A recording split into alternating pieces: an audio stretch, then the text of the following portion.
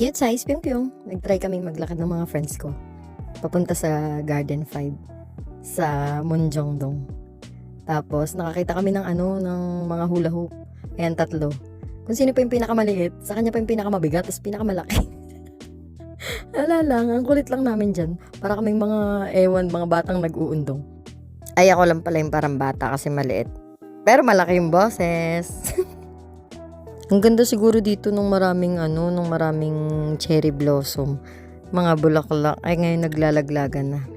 Tapos yan, sa likod namin may mga lola na nag-exercise. Ay isa lang pala. Pwedeng mag-exercise dito, tas free lang. May mga rin sila, yung exercisean, yung mga ganon.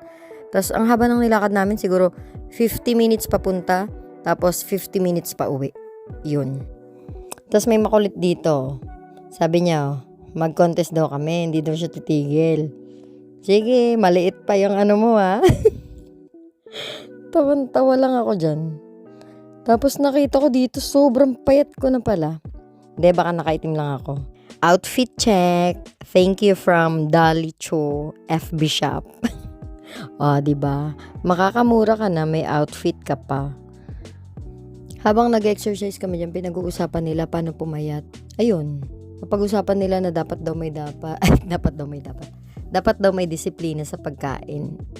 Puro kami exercise, tapos puro kami inom ng tubig at saka kape. Ewan ko, paano papayat. Ewan ko, ang bilis ko rin pumayat. Siguro nasa lahi na rin namin yun. Pero matataba naman yung ate ko. Tapos yung nanay ko dati mataba din. Tatay ko mapayat.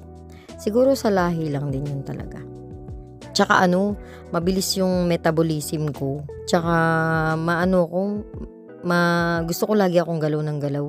Hindi ako komportable pag yung pahiga-higa, paupo-upo.